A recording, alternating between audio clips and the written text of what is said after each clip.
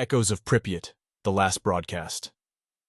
In this video you will see a video blogger sets out to explore the abandoned city of Pripyat during a live broadcast, hoping to capture the eerie silence of Chernobyl. But as he ventures deeper, the radiation-soaked landscape reveals its dark secrets. In the Red Forest, he encounters mutated animals with unnatural features, their eyes glowing in the dark. Strange noises echo through empty buildings, and shadowy figures seem to move just out of sight. His equipment starts to malfunction, and the air grows heavy with an unsettling presence. As the paranormal events intensify, the line between reality and nightmare begins to blur, leaving him questioning if he'll make it out alive, or if the ghost town will claim another victim. Part 1. The journey begins. The camera whirred to life, capturing my face framed against the bleak horizon.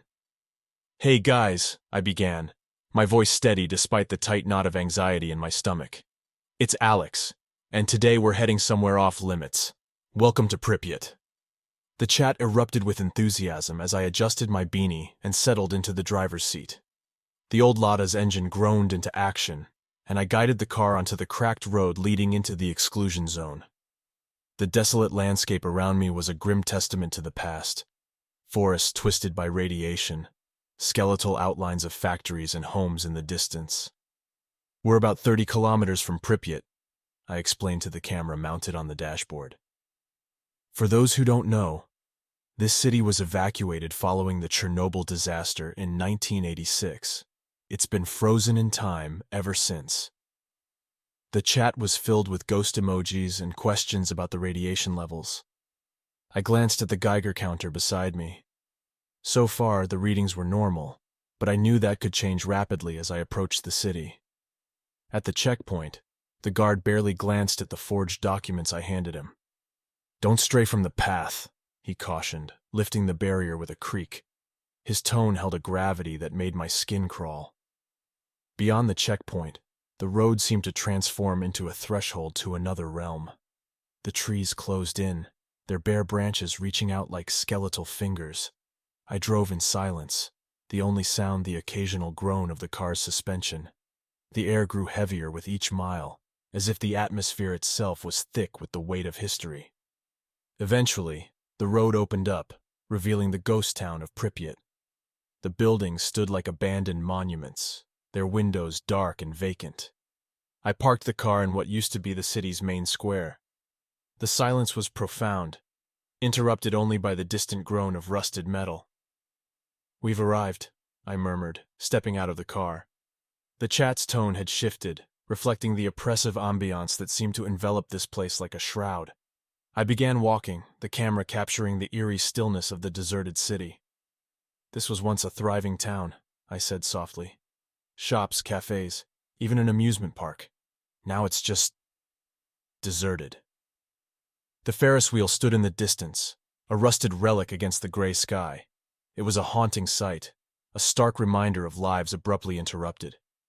The wind rustled through the trees, carrying with it a faint, ghostly whisper. Whether real or imagined, I couldn't tell. I approached an apartment block, its door hanging off its hinges. Inside, the air was heavy with dust and decay. The walls were covered in peeling wallpaper, revealing bare concrete beneath. Time seemed to have frozen the moment the city was abandoned. Walking through the apartment, the floorboards creaked under my weight. A table was set for a meal, with plates and silverware coated in a thick layer of dust. A child's toy lay forgotten on the floor, its colors faded. The calendar on the wall still read April 1986. I stepped out onto the balcony, the city stretching out below me. Trees had begun reclaiming the streets, their branches reaching skyward. The silence was intense, pressing in from all sides.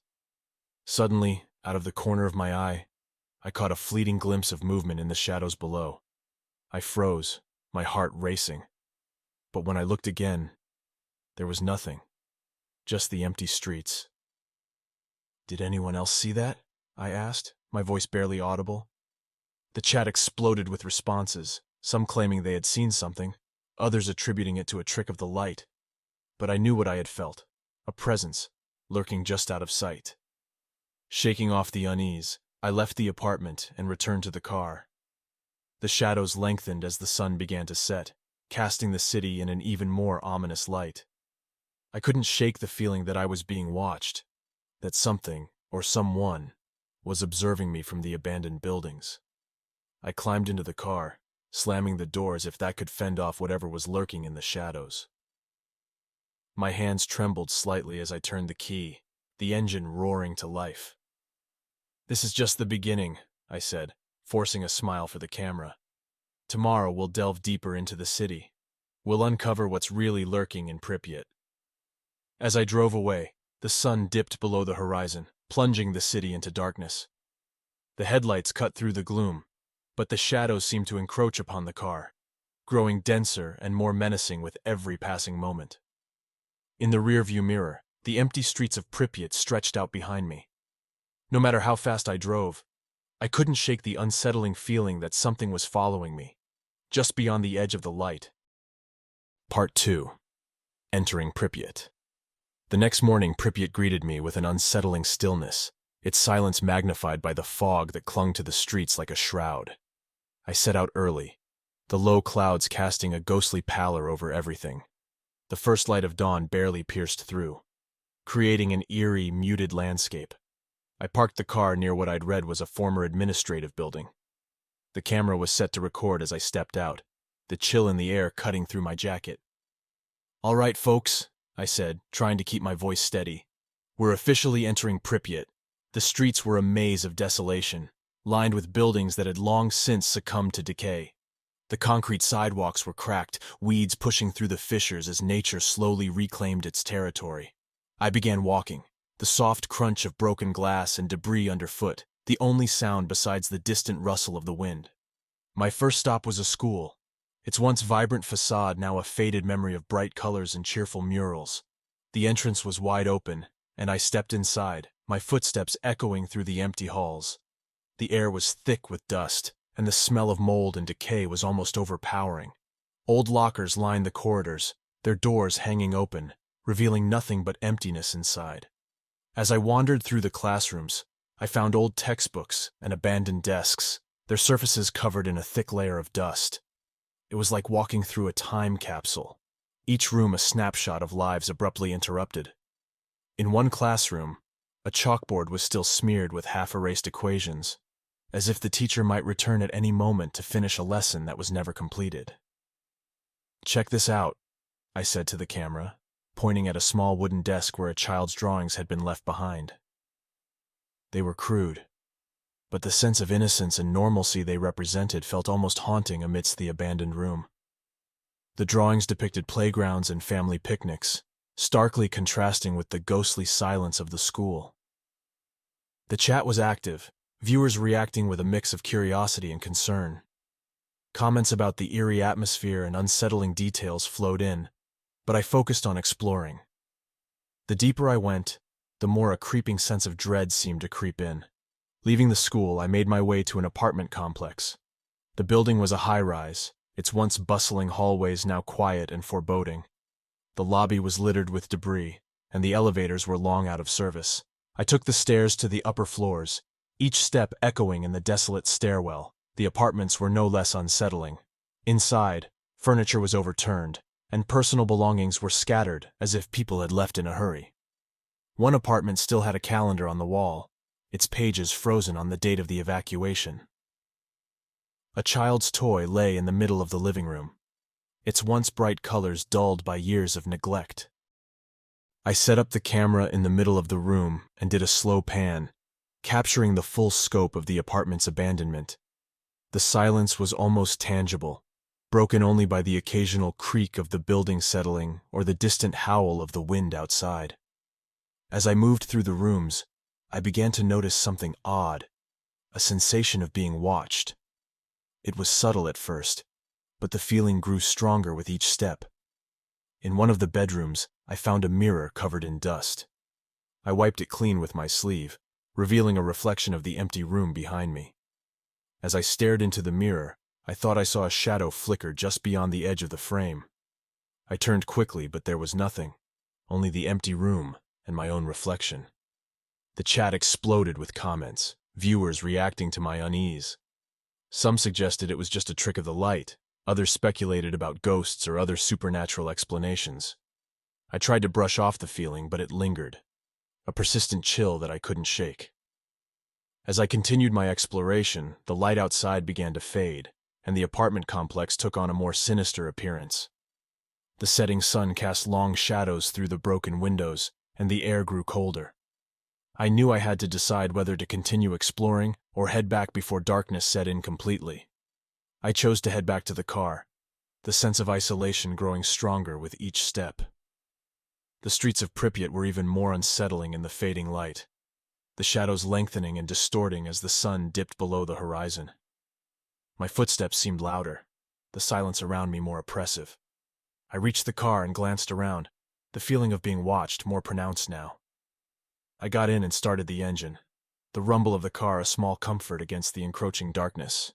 As I drove away from the city center, I couldn't help but glance in the rearview mirror, half expecting to see something following me. The road out of Pripyat was lined with the twisted silhouettes of abandoned buildings, their dark forms casting long shadows across the road. I drove with a growing sense of urgency, eager to put distance between myself and the ghostly city. The chat was filled with worried comments, viewers urging me to be careful. I shared their concern, feeling a knot of anxiety tighten in my chest. The eerie feeling of being watched persisted, and I couldn't shake the sense that something was lurking just beyond the edge of the light. As I left Pripyat behind, the darkness swallowed the city, leaving only the haunting memory of its silent streets and abandoned buildings.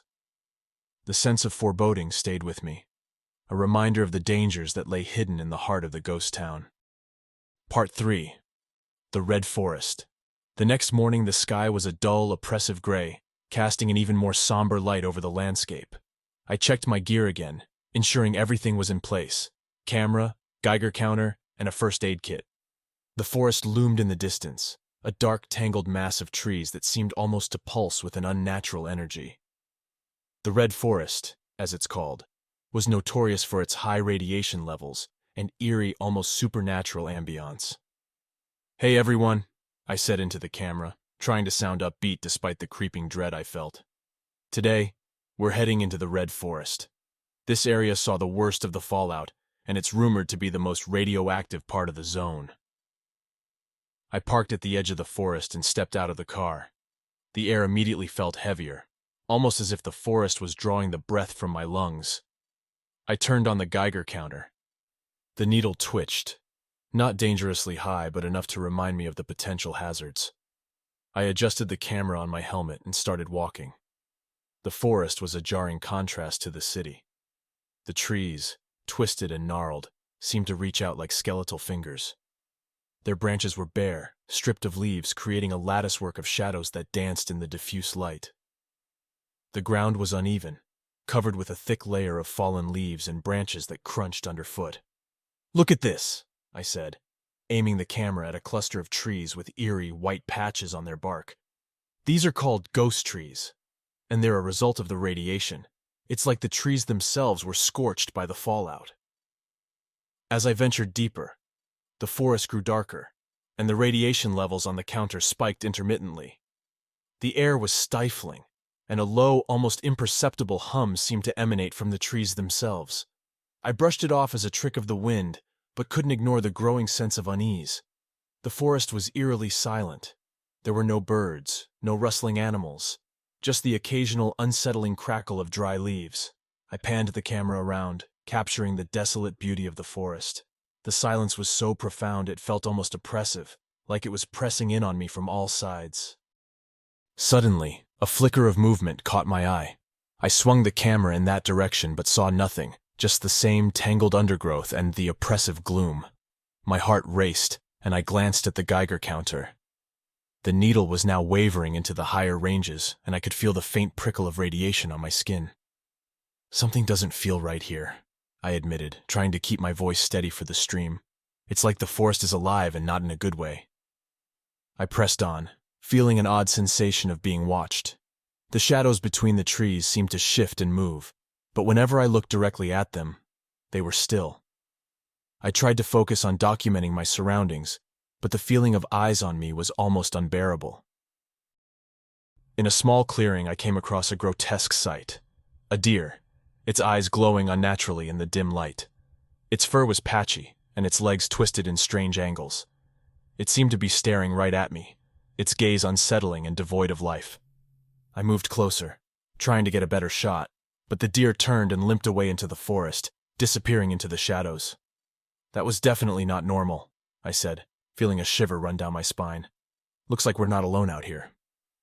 I continued through the forest, the Geiger counter's clicks growing more frequent. The oppressive atmosphere seemed to close in, and the shadows deepened as the day wore on. I felt increasingly disoriented, as if the forest was shifting around me, making it hard to tell which direction I was going. Just as I was about to call it a day, the camera picked up a strange anomaly, a brief, distorted figure moving among the trees. I reviewed the footage quickly, but it was too brief to make out anything clearly. My viewers were buzzing with theories, some suggesting it was a trick of the light, others speculating it might be something more sinister. The air grew colder as dusk approached, and I decided it was time to head back. The forest seemed to exhale, the heavy silence lifting slightly as I made my way out. The shadows lengthened and deepened, making the walk back feel like a descent into another world. When I reached the edge of the forest, I turned back for one last look. The trees loomed dark and menacing, their outlines barely visible against the darkening sky. A feeling of dread settled over me, the kind that makes your skin crawl and your heart race. I drove back to the car, the forest fading behind me as the engine roared to life. My mind was buzzing with the strange occurrences of the day, and I couldn't shake the feeling that something was still watching me, lurking just beyond the reach of the light. As I drove away, the shadows of the red forest seemed to follow, a dark reminder of the mysteries and dangers that lurk within the exclusion zone. Part 4. Malfunction and Disturbance. The drive back to Pripyat felt interminable, the forest shadows lingering in my mind long after the trees had faded from view. By the time I arrived back in the city, twilight was descending, casting long, ominous shadows across the decaying buildings. I parked the car and took a deep breath, trying to shake off the unsettling feeling that had settled over me during my time in the Red Forest. I set up my equipment in the apartment complex I had explored earlier, deciding to spend the night there to capture the eerie ambiance of Pripyat after dark. The building's skeletal frame loomed in the fading light, its broken windows like dark eyes watching me as I entered. I powered up the camera and the Geiger counter, checking the feeds before starting the live stream again. "Welcome back, everyone," I said into the camera, forcing a cheerful tone despite my lingering unease. "We're going to spend the night here in Pripyat. Let's see what the city looks like after dark." As I walked through the empty corridors of the apartment complex, I noticed the temperature seemed to drop noticeably. I glanced at the thermometer on my camera gear. It read a few degrees colder than it should have been for this time of year. The sudden chill made me shiver, but I pressed on, determined to capture the ghostly silence of the night. It wasn't long before things started to go wrong. The live stream began to glitch intermittently, the video feed cutting out and pixelating. I checked the connections, but everything seemed fine. I tried restarting the camera, but the problems persisted. The once clear images were now marred by static and distortion. "Looks like we're having some technical issues," I said, trying to mask my growing frustration. "I'll try to get this sorted out." As I fiddled with the equipment, I started hearing strange, distorted noises through the microphone. It sounded like static mixed with unintelligible whispers. I stopped, holding my breath, and listened. The whispers grew louder, more coherent, but still indistinct. It was as if someone, or something, was trying to communicate through the static. My viewers were quick to notice the strange sounds. The chat exploded with comments. Some were excited. Others were genuinely concerned. "What's that noise? Did anyone else hear that? Is something messing with the stream?" I tried to address the concerns, but the whispers grew louder, merging into a distorted, unintelligible cacophony. It was as if the very air around me was vibrating with an otherworldly presence. My heart raced, and I could feel the tension mounting in the pit of my stomach. "Okay, this is getting a bit creepy," I admitted, trying to keep my composure. We might be picking up some interference or something else. The temperature in the apartment seemed to drop even further, and I could see my breath forming small clouds in the air.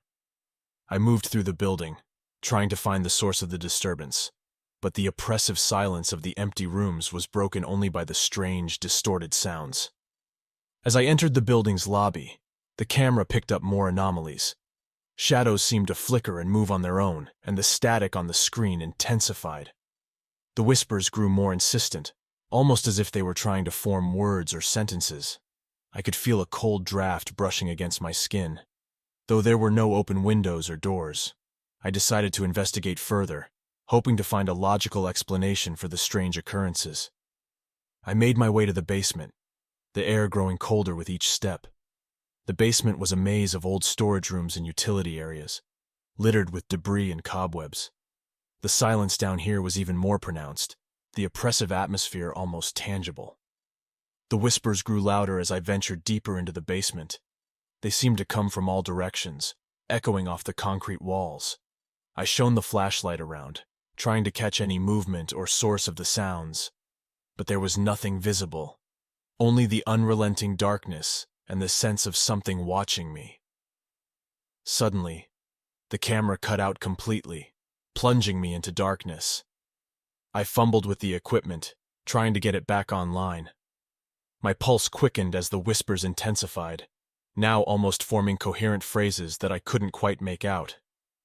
I felt a cold, clammy sensation brush against my neck, and I spun around, but there was nothing there, only the oppressive darkness and the eerie silence.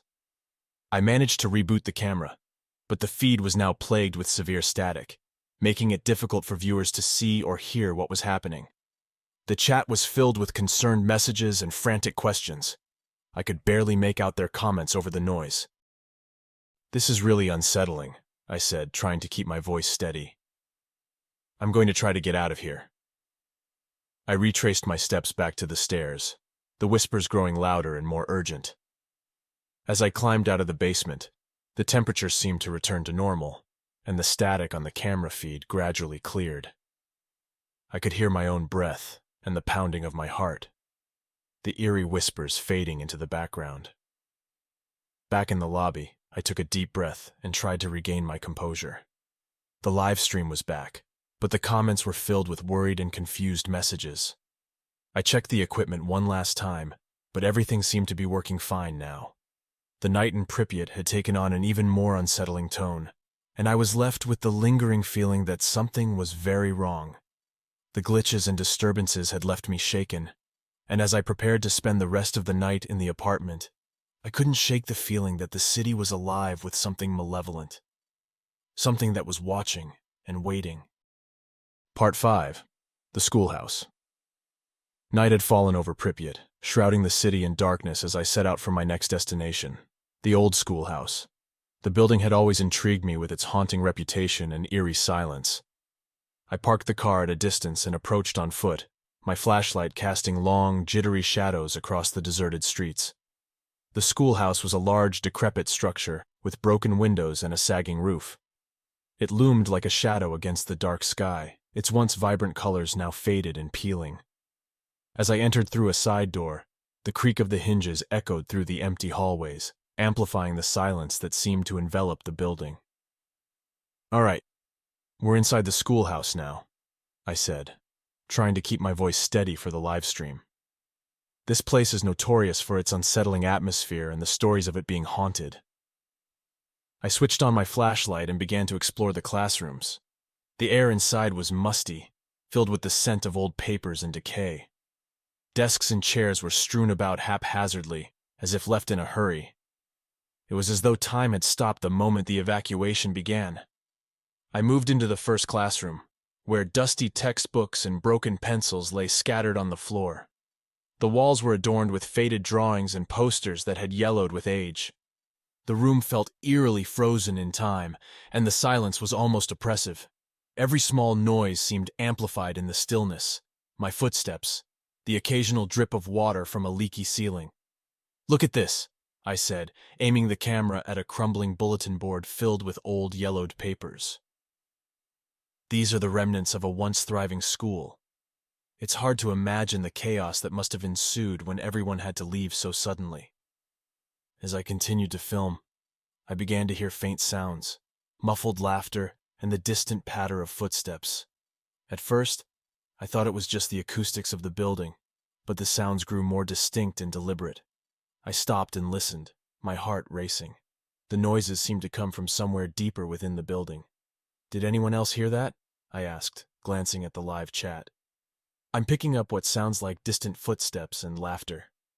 The viewers' comments flooded in, with some suggesting it was just echoes or disturbances from the building's state. I shook my head and continued, though the sounds grew more pronounced, almost as if they were following me. I ventured into the hallway, the flashlight beam catching on old lockers and bulletin boards covered in grime. The temperature seemed to drop suddenly, a chill that made my breath visible in the beam of my light. I moved cautiously, trying to pinpoint the source of the noises. Entering the next classroom, I was met with a strange sight: a row of small, child-sized chairs arranged neatly in a circle. In the center of the circle was a dusty old rug with faded patterns. It looked out of place, like a macabre stage set for a forgotten play. "Okay, this is starting to get a little creepy," I said, my voice betraying my unease. "The way these chairs are arranged, it's like something was waiting here." As I panned the camera around, the whispers began again, soft, barely audible, like the rustling of dry leaves. I stopped, holding my breath, and listened. The whispers seemed to form coherent phrases, though I couldn't quite make out the words. Suddenly, a loud bang echoed through the hallway, making me jump. The sound came from the direction I had just come from. I turned quickly, flashlight beam sweeping over the corridor. But there was nothing there, just the dark, empty hall. "I heard that too," I said, trying to stay calm. "Looks like something might be moving around in here." The schoolhouse seemed to come alive with the sounds of unseen presences. Shadows flickered at the edges of my vision, and the temperature continued to drop. I could feel a cold draft, as if invisible hands were brushing against my skin. The whispers grew louder, more insistent, filling the silence with a sense of urgency. As I continued to explore, I came across another classroom, its door slightly ajar. I pushed it open, revealing a room that looked as though it had been frozen in time. Desks were overturned, papers scattered across the floor. In the corner of the room, a large old chalkboard was covered with scribbles that looked like they had been hastily erased. I approached the chalkboard, the whispers now almost deafening. The scribbles on the board seemed to shift and change as I watched, forming and reforming into grotesque shapes and symbols. My breath caught in my throat, and I took a step back, feeling a cold sweat break out on my skin. "All right, I think we've seen enough here," I said, my voice trembling slightly. "This place is definitely giving me the creeps. Let's head back and check the footage." As I made my way back to the entrance, the noises seemed to follow me, growing louder and more chaotic. The shadows seemed to lengthen and close in around me, and the whispers turned into a cacophony of voices, echoing through the empty hallways. By the time I reached the exit, I was visibly shaken. I hurried outside, taking deep breaths of the cold night air. The schoolhouse loomed behind me, its dark windows like watching eyes. I packed up my gear and headed back to the car, eager to put some distance between myself and the unsettling presence of the schoolhouse. As I drove away, I couldn't shake the feeling that something had followed me out of that place, something that was now lurking in the shadows, waiting for the right moment to make itself known. The live stream had captured much of the eeriness, but the full extent of the schoolhouse's haunting atmosphere was something that would linger in my mind long after I left. Part 6. Nightfall. As I left the schoolhouse behind, the night deepened, and Pripyat took on an even more sinister guise. The once familiar streets now seemed alien in the enveloping darkness, their eerie stillness punctuated only by the occasional rustle of wind through the decaying buildings. I parked the car and decided to venture further into the heart of the city, determined to capture the unsettling beauty of Pripyat at night. I set up my equipment in an old, dilapidated apartment building, the lobby's decaying grandeur offering a stark contrast to the silent streets outside. The building's once grand entrance was now a shadow of its former self, with cracked marble floors and peeling wallpaper that seemed to whisper secrets of the past. "All right, we're back," I said into the camera, trying to inject a sense of normalcy into the live stream. "We're going to explore more of Pripyat as the night deepens. Things are definitely getting more intense." The temperature had dropped noticeably since my time in the schoolhouse, and the air felt dense, almost suffocating. I could see my breath clouding in front of me as I moved through the dimly lit hallways. The silence was oppressive, broken only by the occasional creak of the building's structure and the distant howling of the wind outside. As I began to explore the upper floors, my equipment started to malfunction again. The camera feed flickered intermittently, and the audio picked up distorted sounds that seemed to come from nowhere. I adjusted the settings, trying to stabilize the feed, but the disruptions persisted. The viewers' comments were a mix of concern and curiosity, their words flashing across the screen as they noticed the increasing technical issues. "This is getting really weird," I admitted, trying to keep my tone light despite the growing sense of dread. "I'm seeing more glitches and hearing some strange noises." The whispers from the schoolhouse had returned, but they were now more pronounced. They seemed to follow me as I moved through the building, growing louder and more insistent. The shadows on the walls seemed to move on their own, twisting and elongating in ways that defied logic. I entered one of the vacant apartments, the door creaking open to reveal a room frozen in time. Furniture was covered in layers of dust, and old family photos hung crookedly on the walls. The room had an unsettling stillness, as though it was waiting for something to happen. As I moved through the apartment, the temperature dropped further, and a cold draft swept through the room. The whispers grew more coherent, forming fragments of sentences that seemed to come from all directions. I tried to make out the words, but they remained elusive, adding to the mounting tension. Suddenly, a loud crash echoed through the building, making me jump. The sound seemed to come from somewhere below, and I immediately felt a surge of adrenaline. I grabbed my flashlight and made my way back to the stairwell, my heart pounding in my chest. The stairwell was dark, the only light coming from my flashlight and the intermittent flicker of the camera feed. As I descended, the whispers grew louder, almost drowning out the sound of my footsteps. The feeling of being watched was overwhelming, and I could sense an unseen presence closing in around me. I reached the ground floor and found the source of the noise. An old piece of furniture had toppled over in the lobby, its broken frame strewn across the floor. I picked up the camera, trying to steady my breathing. The lobby was now eerily silent, the only sound being the faint hum of the wind outside. As I surveyed the scene, I noticed something disturbing. A series of handprints smeared across the dust-covered floor, as though someone, or something, had been dragging itself across the room. The handprints led to a darkened corner, where the shadows seemed to gather and pulse with a sinister energy. I approached the corner cautiously, my flashlight illuminating the space. There was nothing there, just the darkened corner and the oppressive silence. But the handprints remained, a chilling reminder that I was not alone in this place. As I continued to explore the building, the feeling of unease intensified. The temperature dropped further, and the whispers became a cacophony of voices, each one overlapping and blending into a dissonant chorus. The shadows seemed to move with a life of their own, shifting and changing in response to my every movement.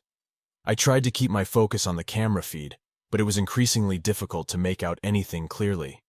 The feed was plagued with static and interference, and the viewers' comments were a mix of alarm and confusion. Some were urging me to leave, while others were fascinated by the increasing paranormal activity. "Guys, this is getting really intense," I said, my voice wavering slightly. "I'm starting to see and hear things that I can't explain. I think we should—" My words were cut off by a sudden, bone-chilling scream that seemed to come from somewhere within the building. I froze, the sound echoing through the empty hallways. My heart raced, and I could feel a cold sweat breaking out on my skin. The scream was followed by a series of frantic, disjointed noises, as though something, or someone, was moving through the building in a state of panic. The live stream was now a chaotic mix of static and distorted images, the viewers' comments flashing by too quickly to read. I could hear the whispers again, more urgent and filled with a sense of dread. The shadows in the corners seemed to close in, and the air grew colder with each passing moment. I stumbled back to the lobby, my flashlight flickering as I tried to regain my composure. The building felt as though it was closing in around me, the walls pressing in with an almost tangible pressure. I could feel the presence of something malevolent, lurking just out of sight, waiting for the right moment to reveal itself. The night in Pripyat had taken on a new level of horror, and I was left with the unsettling realization that I was no longer alone in this forsaken city. The whispers and shadows were no longer just figments of my imagination. They were real, and they were closing in. Part 7. The Hospital. After the unsettling experience in the apartment building, I needed a change of pace. The hospital loomed in the distance, its shadowy silhouette barely visible against the darkening sky. It was the most notorious of Pripyat's buildings, known for its grim role during the aftermath of the Chernobyl disaster. This was the place where the gravity of the city's plight had hit hardest. I approached the hospital with a mixture of apprehension and curiosity, setting up my equipment near the entrance. The building's facade was a grim reminder of its past, with shattered windows and a crumbling exterior. As I pushed open the heavy doors, a musty stench of decay met me, mingling with the faint tang of antiseptic that had long since gone stale. "Welcome to the Pripyat Hospital," I said into the camera, trying to keep my voice steady. "This place is infamous for its eerie atmosphere and the stories of the suffering that took place here." The lobby was vast, its marble floor covered in grime and debris. Flickering lights cast long, dancing shadows on the walls, creating an unsettling ambiance. I moved through the dark corridors, my flashlight beam revealing abandoned medical equipment and overturned wheelchairs. The hospital's silence was heavy, broken only by the distant hum of my equipment and the occasional creak of the building's infrastructure.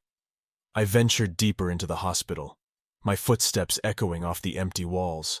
The air was thick and oppressive, as though the building itself was holding its breath. "I'm picking up some unusual readings on my equipment," I mentioned, glancing at the screen of my radiation monitor, which now fluctuated erratically. The radiation levels seemed to be higher than expected, might be due to old contamination. As I explored, the whispers from earlier returned, this time more distinct and unnerving. They seemed to follow me, growing louder and more chaotic.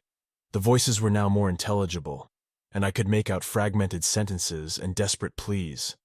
The sense of being watched was overwhelming, and I felt a growing unease. Entering the first examination room, I found it filled with old medical records, dusty surgical tools, and a gurney that looked like it hadn't been touched in decades. The room was shrouded in darkness, with only the beam of my flashlight cutting through the gloom. The shadows seemed to pulse and shift, giving the impression that something was lurking just beyond the edge of light. A sudden loud bang made me jump, and I spun around, flashlight beam slicing through the darkness. My heart raced as I scanned the room, but there was nothing, just the eerie quiet of the abandoned hospital. "Did anyone else hear that?" I asked, trying to steady my voice. It sounded like something fell or was knocked over. The live stream chat exploded with comments, some viewers expressing concern, and others suggesting it was just the building settling. I nodded and continued exploring, though my sense of dread only grew stronger. In one of the operating rooms, I found a particularly unsettling sight: an old, rusted surgical table with straps still attached. The room was filled with the remnants of a medical facility frozen in time, and the sense of despair was palpable. I couldn't shake the feeling that something malevolent was present, watching my every move. The whispers grew louder, coalescing into a chorus of anguished cries and frantic murmurs. The air grew colder, and I felt a chill run down my spine. I could see my breath fogging up in front of me. The temperature dropped more pronounced as I moved through the corridors. In the darkest part of the hospital, I encountered something truly horrifying. A shadowy figure appeared at the end of the corridor, its form barely distinguishable from the darkness around it. It seemed to shift and flicker, its edges distorting as though it were not entirely part of this reality. My flashlight beam illuminated the figure for a moment before it vanished, leaving me alone with my racing heartbeat and the echoes of my own breath. "This is seriously freaky," I said, my voice trembling. "I just saw something. a shadow or a figure. It disappeared as soon as I shone the light on it. The viewers' comments were a flurry of panic and disbelief, reflecting the growing tension of the live stream. I tried to stay focused, but the sense of being followed was overwhelming. The shadows seemed to move of their own accord, and the whispers grew louder, filling the empty hallways with a cacophony of ghostly voices. I pressed on, entering the hospital's old patient wards. The rooms were filled with rusty beds and overturned furniture, a haunting reminder of the facility's former purpose. The whispers were now a constant presence, their intensity making it difficult to think clearly. As I rounded a corner, I came face to face with another ghostly apparition, a translucent figure of a woman in a hospital gown, her face twisted in an expression of silent anguish. The sight was enough to make me stumble backward, my flashlight flickering wildly as I tried to regain my composure. "This place is beyond eerie," I said, my voice barely more than a whisper. "I just saw a ghost, or an apparition. This is really starting to get to me." The apparition seemed to move towards me, its figure growing more defined and its expression more desperate. I felt a cold hand grasp at my shoulder, and I spun around, but there was nothing there. The building was as empty as ever, but the sense of being watched and followed was more palpable than ever. I retreated to the lobby, my nerves on edge and my equipment on the fritz. The live stream was a chaotic mix of static and distorted images, and the comments from the viewers were a mix of fear and fascination. The sense of impending doom was overwhelming, and I could feel the presence of something malevolent lurking just beyond the edge of my vision. As I prepared to leave, the hospital seemed to close in around me, the shadows lengthening and the whispers growing louder. The darkness felt almost tangible, pressing in on me from all sides. I knew I needed to get out, but the sense of dread and the growing realization that I was not alone made every step feel like a struggle.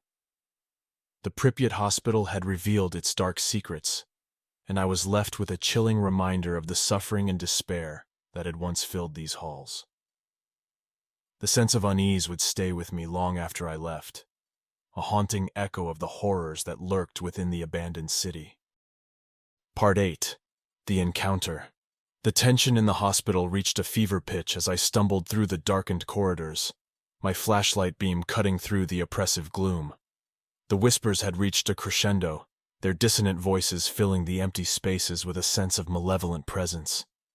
Every shadow seemed to move, every creak of the building felt like a threat.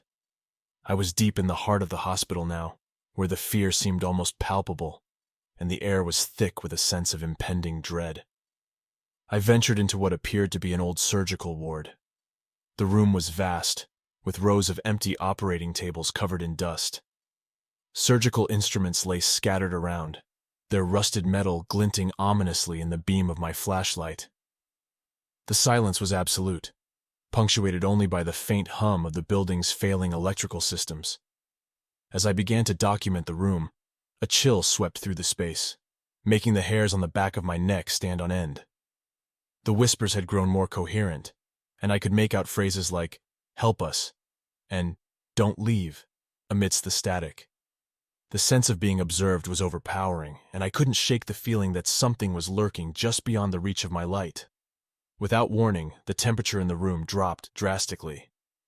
My breath fogged up in front of me, and I could see my exhalations forming clouds of mist.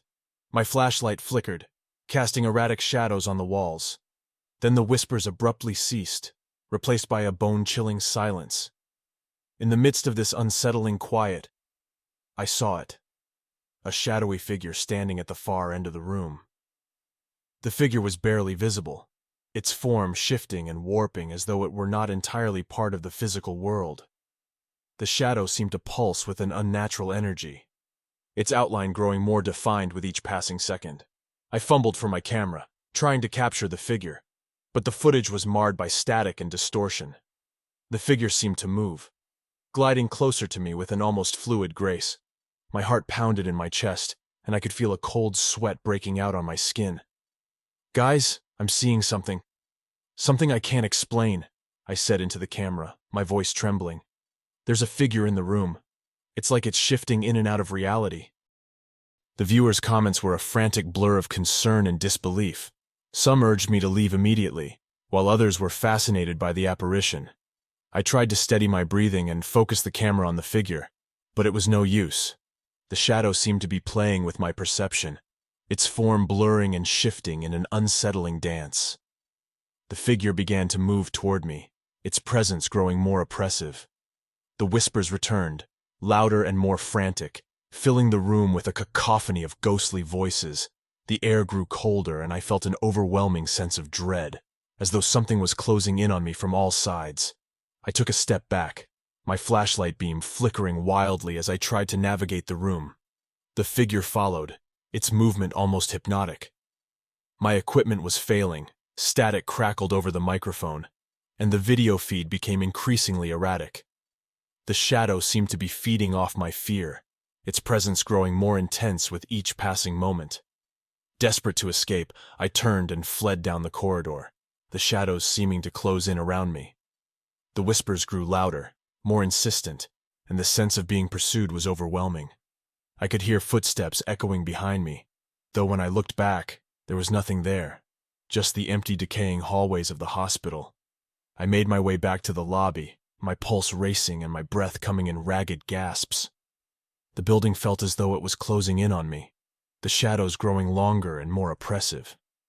The whispers were now a constant presence, their voices blending into a haunting chorus of despair. In the lobby, I tried to catch my breath and regain my composure. The shadowy figure had vanished, but the sense of its presence lingered, a heavy weight pressing down on me. I could still feel its cold, malevolent gaze upon me, and the whispers continued to echo in my mind. The live stream was a chaotic mix of static and distorted images, the comments from the viewers reflecting the growing fear and confusion. I tried to explain what had happened, but my voice was barely more than a whisper. "This place, it's haunted," I said, my voice cracking. "I don't know what I saw, but it was real. The shadow was something beyond our understanding." As I prepared to leave, the sense of dread only intensified. The hospital had revealed a glimpse of its dark secrets, and I was left with the chilling realization that I had only scratched the surface of the horrors lurking within Pripyat. The sense of being followed was overwhelming, and the shadows seemed to close in as I made my way to the exit. The encounter with the shadowy figure had left me shaken, but I knew I had to press on. The city of Pripyat was full of mysteries and dangers, and I was determined to uncover the truth, no matter how terrifying it might be. Part 9. Descent into Madness. The sense of normalcy I had clung to was unraveling fast.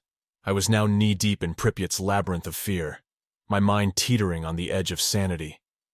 The hospital had left me profoundly shaken, but I was determined to continue. Each step through the desolate city felt like wading through a thick fog of despair, the weight of the past pressing down on me with an almost physical force. Night had fully descended, casting an impenetrable darkness over Pripyat.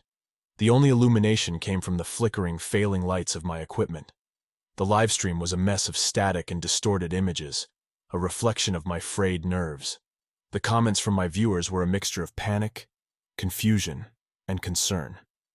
I could hardly focus on them, my mind preoccupied with the sense of dread that had settled in my gut. I decided to head toward the city's central square, hoping that the open space might provide some relief from the oppressive atmosphere. The streets were eerily silent, save for the occasional creak of decaying structures and the distant howling of the wind. The shadows seemed to dance and twist, their movements almost sentient, as though the darkness itself was alive. As I approached the square, I noticed a change in the air.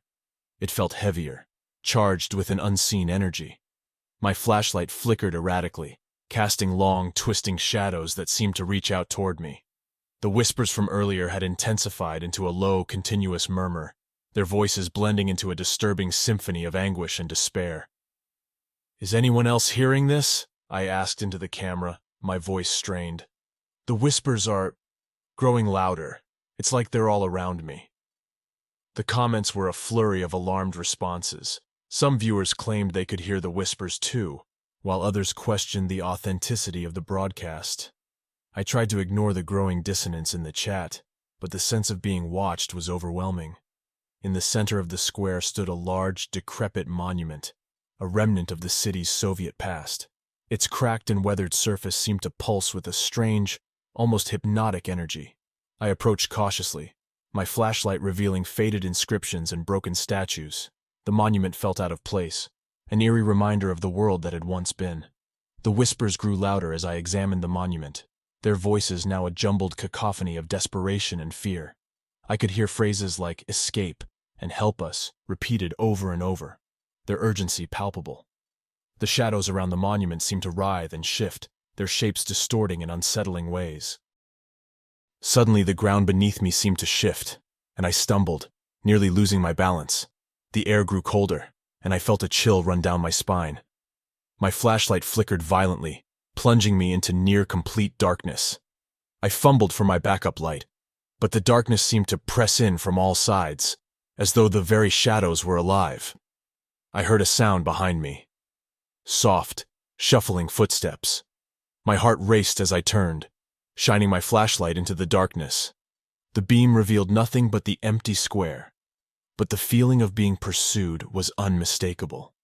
I could feel a presence just out of sight, lurking in the shadows. The whispers had become a deafening roar, filling my mind with a relentless barrage of incoherent voices. I stumbled backward, my breathing ragged and panicked. The sense of disorientation was overwhelming, and I struggled to make sense of my surroundings. The boundaries between reality and nightmare were blurring, and I was caught in a whirlwind of fear and confusion.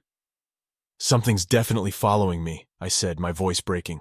"I don't know what it is, but I can't stay here. I need to get out."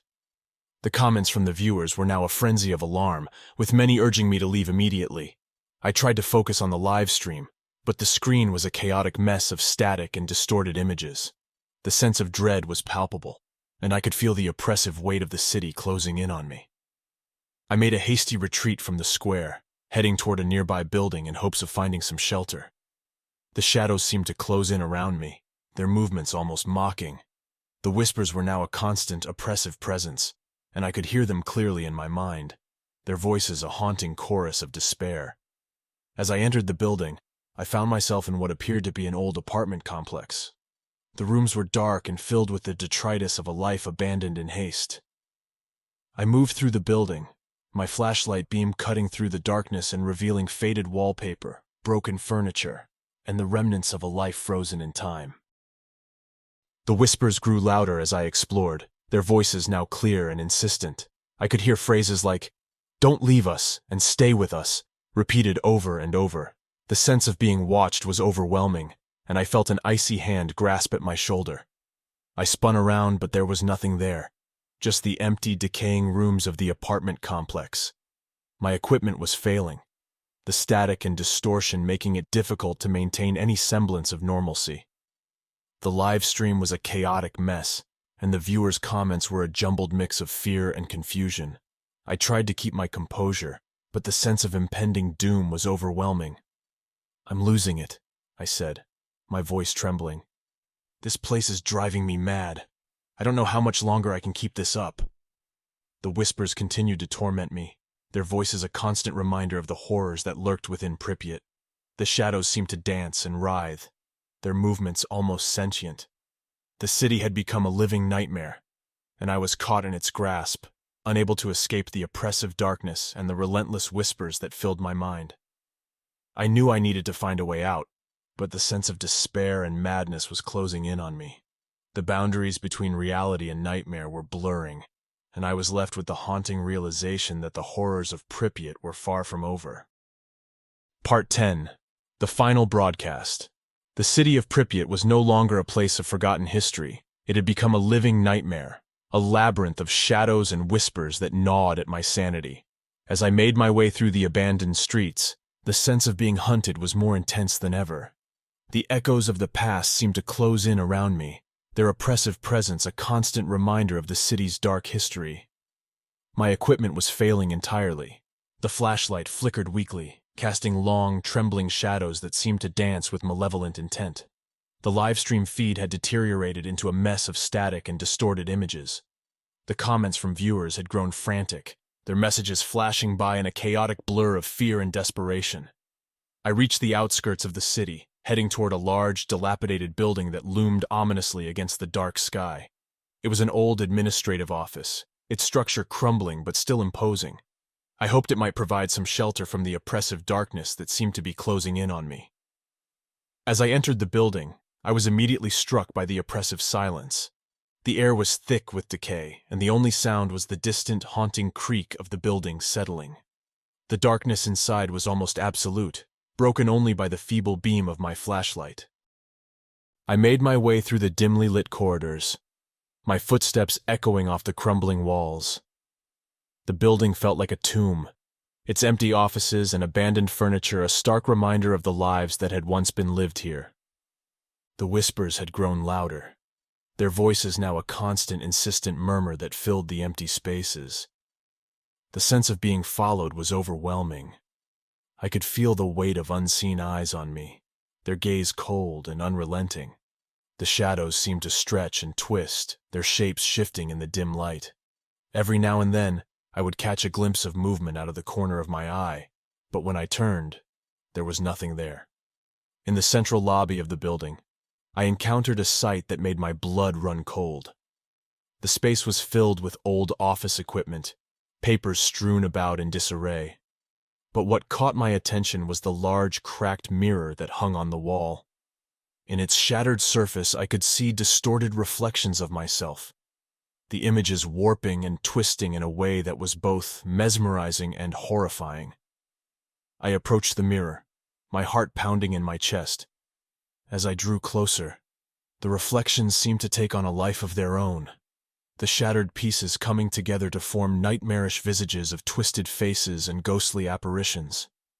The whispers grew louder, their voices blending into a haunting chorus of despair. Suddenly, the temperature in the room dropped drastically.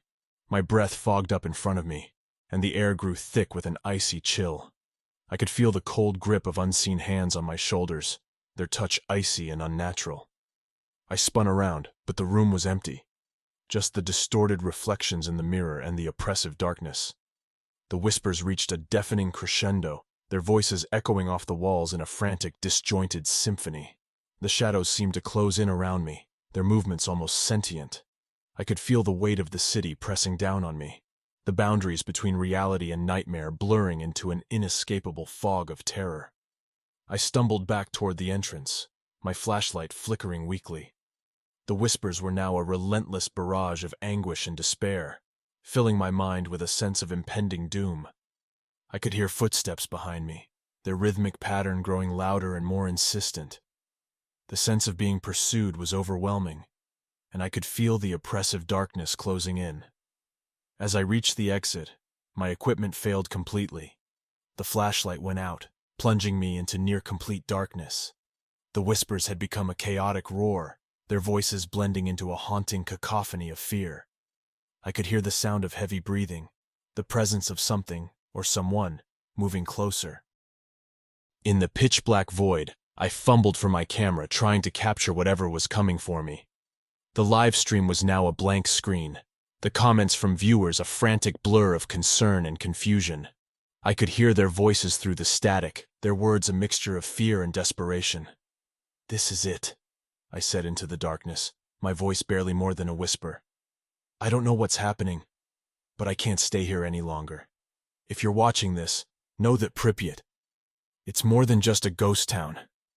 It's alive, and it's coming for me." The final moments of the broadcast were a chaotic mess of static and distorted images. The sounds of my frantic breathing and the relentless whispers filled the void. Then, abruptly, the feed cut off, leaving the screen a silent, empty expanse of darkness. Pripyat had claimed its final victim. The city's secrets remained hidden, its shadows whispering their tales of despair to those who dared to listen. The fate of Alex, the intrepid video blogger, was left as a chilling reminder of the horrors that lurked within the abandoned streets of Pripyat. A haunting echo that would resonate through the empty, desolate city forever. So, my friends, that's the end of the story. You can go to my playlist and see many more interesting scary stories.